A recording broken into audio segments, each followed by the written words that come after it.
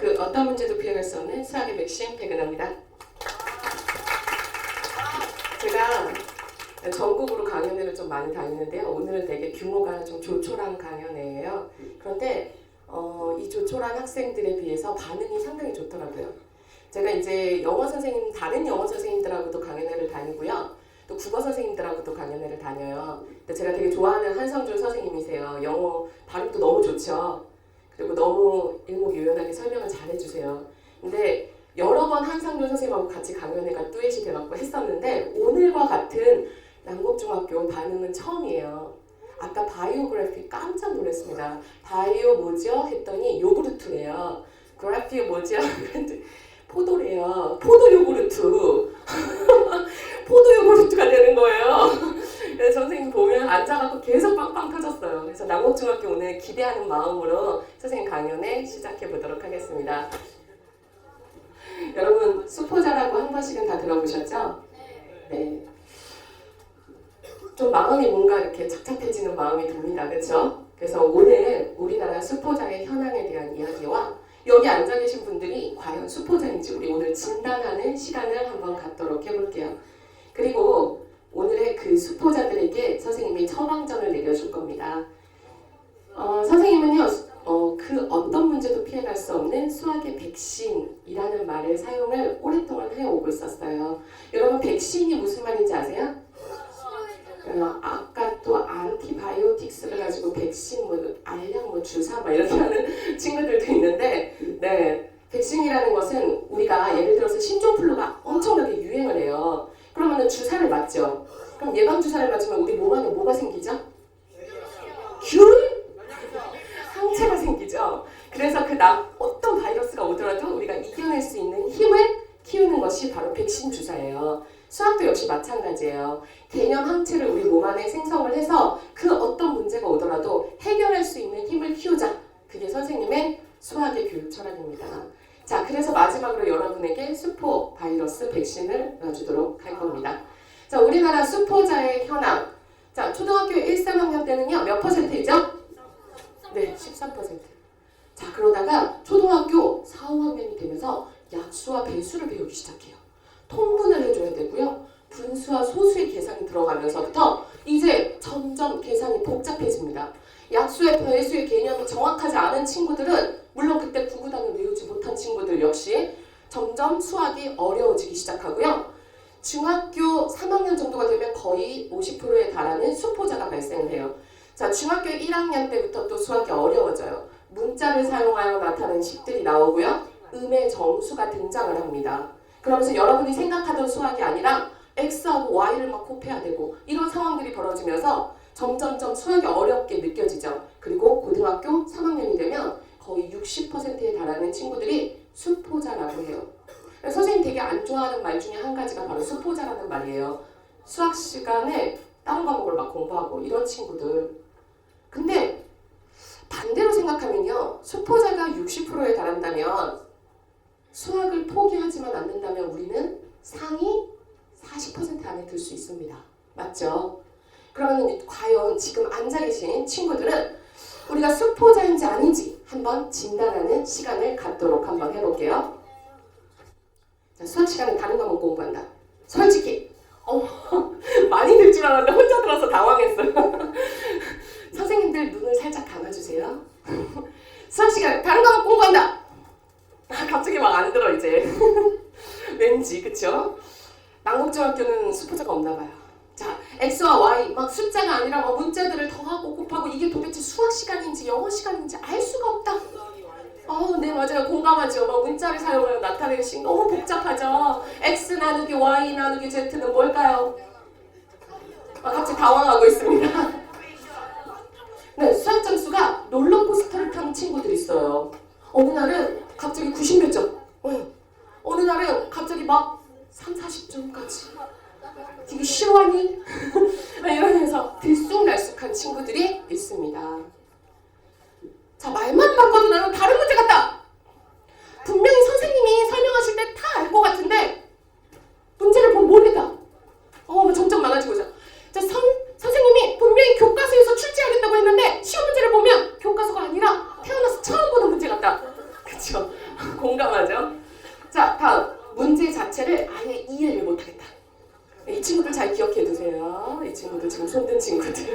네, 이제 손 내려주시고요. 자, 그렇다면 이 항목 중에서 자기가 3개 이상 속하는 친구들은 이미 수포자이거나 아니면 수포자로 갈 수 있는 가능성이 높은 친구들이기 때문에 지금부터 선생님이 내려주는 처방전을 잘 들으셔야 됩니다. 그래야 우리가 상위 40% 안에 들 수 있습니다. 아시겠죠? 당국중학교 너무 좋아요. 이거 영상 다 촬영해서 강남민간 사이트에 올라가는 거 다 아시죠? 몰랐어요. 원래 강연회를 매번 촬영하지는 않습니다. 하지만 난곡중학교는 특별하기 때문에 오늘 이렇게 촬영을 하는데 너무 자세가 좋아요. 선생님 너무 난곡중학교랑 같이 해서 너무 기쁜 것 같아요. 자, 처방전 궁금하시죠? 네. 수학 시간에 다른 과목을 공부하는 친구들, 자, 비법이 있어요. 선생님이 수학을 좋아하게 된 비법 중에 한 가지예요.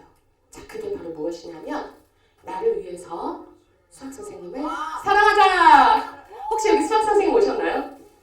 수학 선생님 아직 안 오셨네요. 안타깝네요. 우리 수학 선생님한테 하트라도 하나 날려드리려고 그랬는데, 그쵸?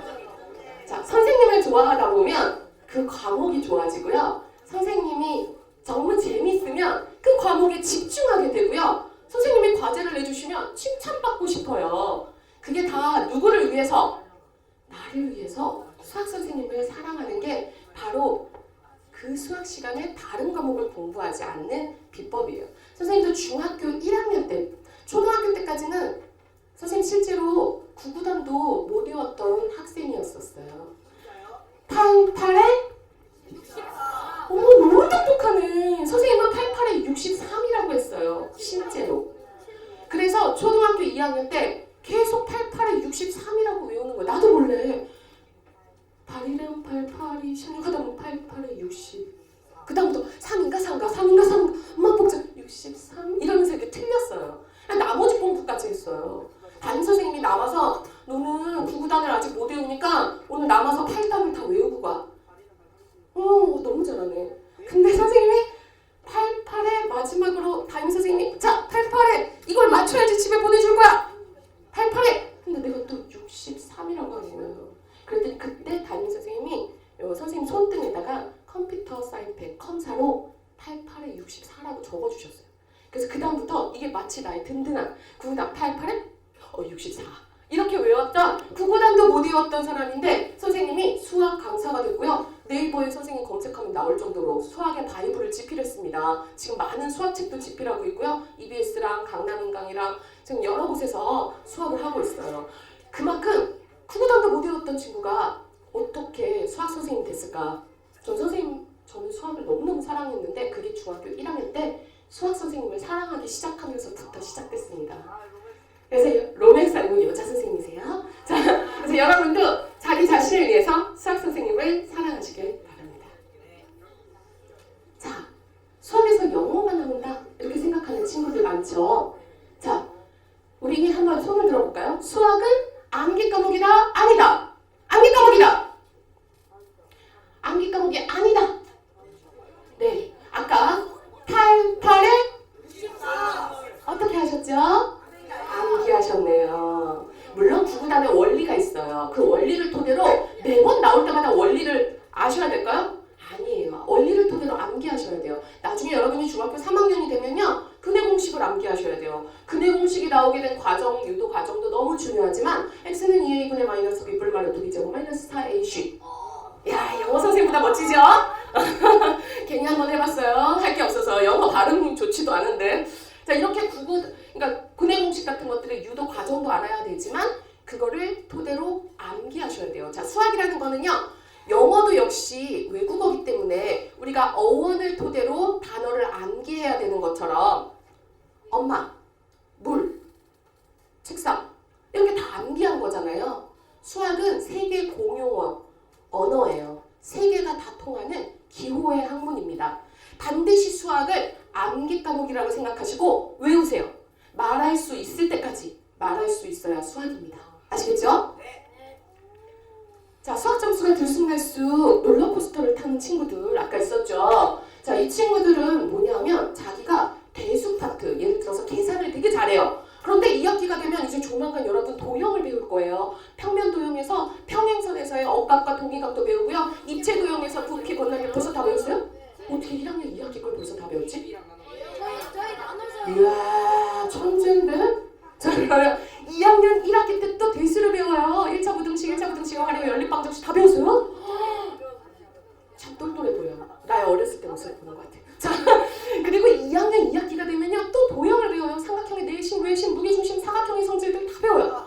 와, 머리 아파. 또 3학년 1학기가 되면요, 2차 방정식, 2차 함수 같은 걸 배워요. 또 3학년 2학기가 되면 피타고라스 정리, 그 유명한 도형을 또 배웁니다. 자, 선생님이 지금 하고 싶은 말은 중학교 때는 1학기 때는 계산 위주로 대수를 배우고요. 2학기 때는 도형 위주인 기하를 배워요. 마치 다른 것처럼 보이지만 결국 그게 꽃을 피우는 게 고등학교 수학이에요. 단원과 단원 간의 연계성을 토대로 해서 대수와 기하에 자기가 취약한 부분들을 공략하셔야 돼요. 그게 따로 가지 않습니다. 다 같이 가요. 자, 단원 간의 연계성을 토대로 공부한다는 건 뭐냐? 자, 다음 방정식을 풀고 해의 의미를 함수로 설명하시오. 자, 이거는 실제로 대학교 수시공사에 해의 의미에 대한 내용들이 나왔었습니다.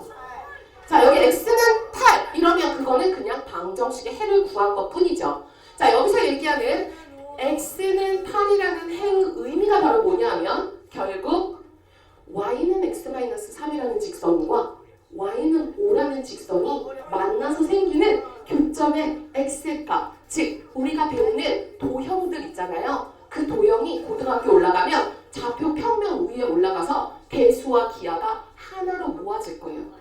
그렇기 때문에 자기가 혹시라도 내가 너무 대수가 약하고 나는 도형만 잘해 이런 친구들은 대수를 강하게 만드셔야 돼요. 그래야 이런 롤러코스터를 타는 그런 점수를 받지 않고 단원과의 연계성을 토대로 공부하실 수 있습니다. 아시겠죠? 자, 말만 바뀌어도 다른 문제로 아주 공감이 가장 많이 됐었던 친구들, 교과서에서 분명히 출제하시겠다고 했는데 왜 난 태어나서 처음 보는 문제지? 자, 선생님은 그걸 매번 경험합니다. 학생들한테 야, 이거 우리 같이 공부했던 거잖아. 이거 시험에 나왔잖아. 이거 언제예요? 똑같은 문제를 대조를 해줘서 이거야. 그래, 이게 그거예요?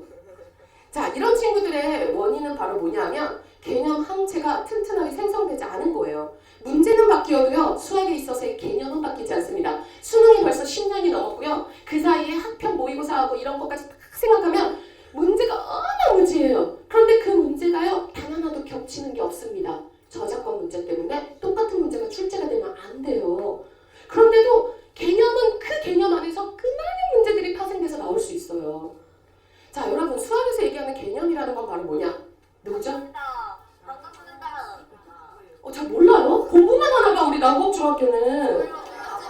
자, 그럼 그 다음 잘 보세요. 그 다음 연예인 누군가? 자, 방탄입니다. 누구죠? 방탄. 아, 이거 앞에 친구 방탄 좋아하나 봐요. 맞죠? 자, 여러분 보세요. 방탄을 좋아하는 친구는요, 방탄이 이런 옷을 입고 있나? 이런 옷을 입고 있나? 이런 옷을 입고 있나? 다 알아볼 수 있습니다. 하지만 방탄에 관심이 없는 친구들, 특히 선생님, 얘가 누군가, 얘가 뭐야? 왜 노란 머리가 갑자기 까만 머리? 똑같은 학생, 그 친구와 그 친구 맞나? 모릅니다. 머리 색깔이 바뀌고요, 옷이 바뀌면요, 누군지 못 알아봐요. 왜? 관심이 없어서 그래요. 정확하게 방탄이 누군지를 명확하게 아는 친구는요, 아무리 바뀌어도 알아볼 수 있겠죠? 네, 이게 바로 수학에 있어서의 개념 공부입니다. 개념을 확실하게 생성한 친구들은요, 아무리 문제가 다른 옷을 입고 있어도 반드시 알아볼 수 있어요. 이게 그 개념에 관한 문제구나 라는 겁니다. 자, 그래서 수학을 사랑하셔야 돼요. 수학 선생님도 사랑하셔야 됩니다. 방탄을 좋아해야 알아볼 수 있겠죠. 자, 문제 자체를 이해 못하는 아까 많은 친구들이 손을 들었는데요. 사실 이거는 문제 자체를 이해 못한다는 건 수포자가 아니에요. 바로 학포자가 아닐까라는 생각이 드는데, 책을 많이 읽으셔야 돼요. 책을. 선생님은 수학 선생님이잖아요. 선생님 아기가 있어요. 지금 이제 7살인데요. 7살인 아이한테 수학을 주위에서 엄마들이 물어봐요. 수학 선생님이고 엄마 강연회도 다니고 이러니까 아들 수학 뭐 시켜요? 이렇게 물어봐요. 지금 6살일 때, 7살일 때 수학 뭐 해야 돼요? 아무것도 안 시킵니다. 해주고 있는 거 딱 하나 있어요. 선생님 되게 바빠서 애기 얼굴 볼 시간도 별로 없거든요. 그런데 아침에 등원을 시킬 때 책을 10권씩 읽어요. 너무 리얼하게 읽어주면 너무 좋아해요. 그래서 엄마하고의 책 읽는 시간을 너무너무 좋아하거든요. 책을 많이 읽어주세요. 그러면 저절로 문제의 뜻이 무엇이고 문제에서 주어져 있는 조건이 뭐고 내가 구하고자 하는 것이 무엇인지 이런 스토리들이 세워질 거예요. 혹시라도 나는 이렇게 문장제 문제를 읽으면 소금물이 어쩌고 저쩌고 뭐 거리 시간 속력이 어쩌고 뭔 소리인지 하나도 모르겠다. 책을 많이 읽으세요. 아시겠죠? 자, 이제 여러분에게 슈퍼 바이러스 백신을 놔줄 건데요. 자, 우리가 무작정 복습하는 것보다 똑똑한 복습을 하는 과학적인 방법, 에빙하우스 망각 곡선이라는 논문에서 발췌한 내용이에요. 자, 새로운 것을 습득하고 나면 10분 후부터 망각이 시작이 된대요. 자, 사람에게 가장 큰 축복은 바로 망각의 축복이에요. 망각의 축복. 옛날에 슬펐던 일을 잊어버리죠. 안 잊어버리고 계속 갖고 산다면 너무 슬프겠죠. 그런데 학생들은 축복을 너무 많이 받아서 자꾸 까먹어요. 그래서 4번을 반복을 해야만 장기 기억력으로 간다고 해요. 자, 그게 바로 10분, 1일, 일주일, 한 달 후 복습이에요. 그런데 이 4번의 반복을 좀 더 효과적으로 할 수 있는 구체적인 방안을 제시해 줄게요. 자, 스텝 1. 개념 노트를 만들어라. 자, 자기가 교과서에 있는 내용들을 공부하시고요. 그 내용을 자기만의 개념 노트를 바로 10분 후에 만드시길 바랍니다. 아까 문제는 바뀌어도 개념은 바뀌지 않는다고 했습니다. 자, 이게 선생님이 실제 같이 수업하고 있는 친구의 개념 노트 샘플이에요. 자, 10분 동안 공부한 내용을 개념 노트를 작성하는 겁니다. 자, 스텝 2. 문제는 풀이 과정 중심적으로 추론 능력을 요하고 우리가 점점 수학의 방향성이요, 서술형, 과정 중심적으로 가는 그 방향으로 바뀌었어요. 옛날처럼 어렸을 때 부원 많이 한 친구들이 있을 거예요. 학습지. 똑같은 문제. 숫자만 막 바뀌어서 이거 풀고 이거 옛날식으로 이게 답만 구하는 그런 수학은 이제 바뀌었어요. 과정 중심적으로 가셔야 돼요. 그래서 부업을 많이 한 친구들일수록 연산 실수가 많습니다. 자기가 연산 실수를 한다고 해서 또다시 연산 문제집을 막 풀잖아요. 그러면 빨리빨리 해치워야지라는 이 마음 때문에 또다시 거기서 연산 실수가 있어요. 그래서 연산 실수가 많은 친구들은요, 한 문제를 풀더라도 정확하게 집중력 있게 끝까지 푸는 그런 습관을 들이시도록 하세요. 그래서 풀이는 과정 중심적으로, 수학이란 셈 숫자의 숫자를 쓰는 수학인데요. 저는 학생들한테 수학이란 손 숫자의 수학이라고 얘기해 줍니다. 손이 바쁘게 움직이는 친구들이 수학을 잘합니다. 자, 이것도 선생님이 가르치는 친구의 풀이집 샘플입니다. 자, 번호 쓰고 여기다 풀이 과정을 이렇게 연립방정식이 어떻게 나왔는지 이런 것들을 과정 중심적으로 공부하시길 바랍니다. 자, 세 번째 스텝은 오답잇. 자, 오답잇이 뭐냐? 오답 노트가 얼마나 중요한지는 아시죠? 틀린 문제가 또 틀리기 때문에. 그런데 저는 오답 노트를 하라고 하지 않고요. 오답잇이라고 해서 포스트잇 아시죠? 자, 포스트잇을 준비하시고요. 자, 거기에 틀린 문제를 다시 풉니다. 자기가 틀린 문제 위에다가 포스트잇을 붙이는 거예요. 문제만 보고 다시 풀고 그대로 이 포스트잇을 붙여놓으세요. 그럼 나중에 한 권의 문제집이 다 끝났을 때 자기가 틀린 문제들 표시가 확실하죠? 그럼 그 문제들만 다시 한 번씩 푸시면 됩니다. 아시겠죠? 자, 스텝 4. 배운 것을 설명하자. 자, 수학은요, 5감과 6감으로 공부하셔야 돼요. 자, 수학적 감각 되게 중요해요. 정확하진 않지만 뭔가 그게 그걸 것 같아 라는 육감도 상당히 중요하지만 그 육감은 5감을 토대로 만들어져요. 보고, 듣고, 생각하고, 쓰고 다른 사람에게 말할 수 있을 때까지 공부하셔야 됩니다. 자, 그래서 정리하자면 개념 노트를 만들어라. 문제는 풀이 과정 중심적으로, 그리고 틀린 문제는 오답잇을 이용하자. 배운 것을 설명할 수 있을 때까지 공부하자. 이것이 바로 에빙하우스 망각 곡선이라는 논문에서 발췌했던 4가지 스텝으로 복습을 할 수 있는 방법입니다. 10분 후 개념 노트, 1일이 지난 후 문제를 풀 때 풀이집에, 그리고 일주일 후에 틀렸던 문제들만 오답잇을 이용해서 다시 한번, 그리고 한 달 후에 자기가 그것을 말로 설명할 수 있을 때까지. 아시겠죠? 네. 자, 그 어떤 문제도 피해갈 수 없는 수학의 백신 백은하였습니다.